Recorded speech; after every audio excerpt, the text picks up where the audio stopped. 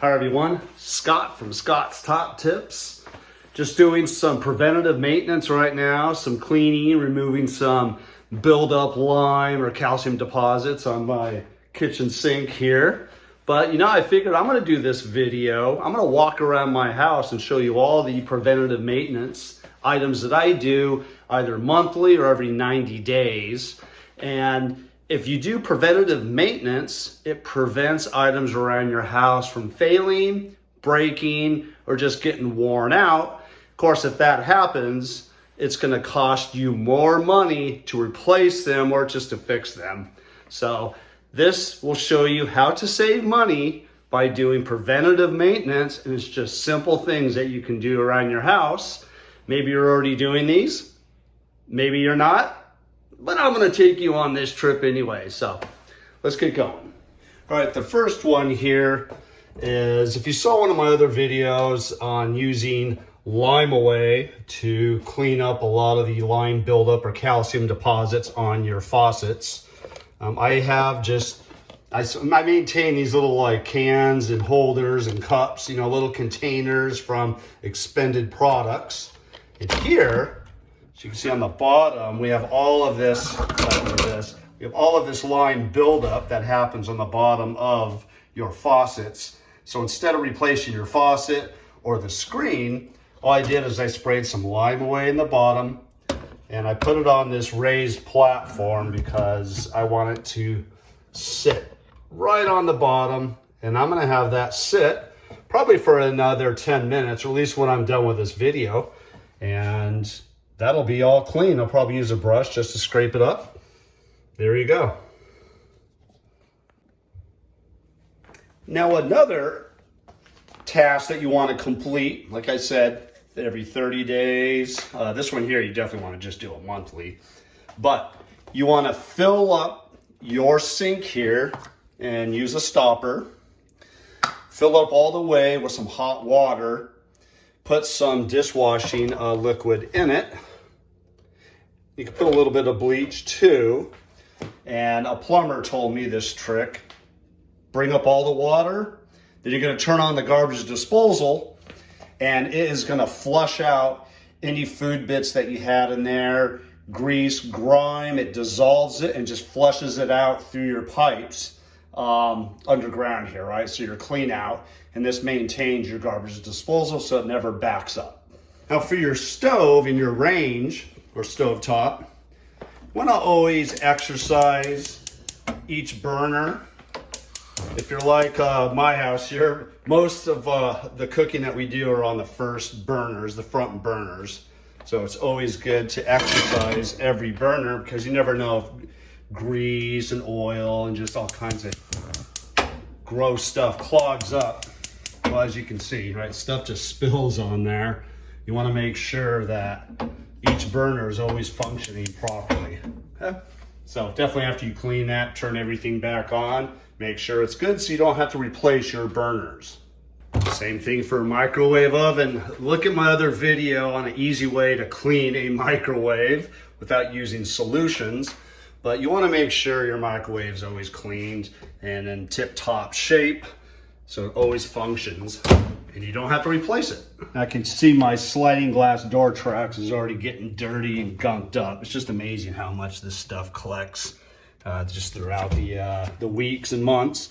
But look at my other video when I talk about how to clean all of this stuff. You want to make sure your door is able to slide evenly so you don't have to replace your track. Same thing goes for outside. If you have your hoses, backyard hose, front hose. Again, look at my other videos on how to properly, tape up and clean your faucets, because these build up big time with calcium deposits and stuff like that. This way you don't always have to keep replacing these. I did another video on how to replace a ceiling furnace filter. But these are critical to make sure air is able to intake and go through your furnace. This way, it could actually, get your the blowers or your vents out here, right? So that's your exit, and that is your entrance, your intake, right? You want to make sure those are always clean and not gunked up with dirt. And this one's starting to get dirty, but it's still actually not that bad, but you want to maintain that to ensure your furnace doesn't break down. For your water heater, periodically, and I would do this every 90 days, is check your gas and time it. You know, you don't want your family in the shower and their hot water gets cut off because you shut off the gas to the hot water heater. But if you do need to shut off your gas, you want to exercise this and make sure you're able to do so. You don't want to find out you're unable to shut off the gas in an emergency situation. For your garage door, if you have a powered garage door, roll-up garage door like this, just make sure all of your rollers aren't gunked up with all kinds of dirt. As you can see, I'm probably gonna have to clean these here soon. You do want to lubricate them, put a little bit of grease on them, but as you can see, you know, all kinds of critters and stuff get in there. You want to clean all of that up and maintain that so it has a smooth track. This also includes the track itself. So if you're looking, you know, inside here, you want to make sure that is all clean so the rollers are able to roll smoothly on top. And the same thing goes for your emergency disconnect. You want to test that out, pull it down, run your motor, and then, you know, this piece right here is going to slide, go all the way back, and then it'll engage again and pick it up. And that's what actually picks up the garage door and moves it. But also if you need to disconnect for some reason, you want to exercise that. Same thing, you want to make sure the track is always clean and clear of debris. And I went ahead and sprayed on my faucets here with the Lime Away. So,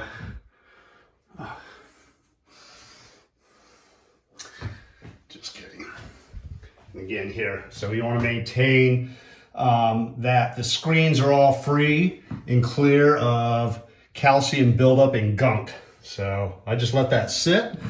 Another beauty about having like a nickel alloy or stainless steel faucet is it doesn't ruin the finish. But just make sure it's not like some plastic coated type. You want to make sure it's actual metal. And I do the bottom there as well. You want to make sure you're always doing it for your faucet here, as well as your nozzles here, right? These individual nozzles, so you can see all kinds of calcium deposit and gunk buildup here. So you want to make sure you do some Lime Away or the vinegar or whatever. Look at my other video, I talk about it. And you want to make sure that's just always maintained and clean. Now these are often overlooked. I'll talk about shutoff valves, and I'll go back into the garage and show you the main shutoff valve, at least where my house is.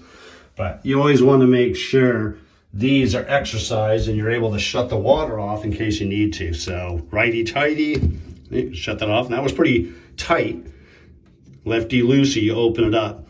So if you do it just a few times, then leave it open there, that breaks away any crud, and just having your handle here, right, your shut-off valve, I should say, freeze up and stick.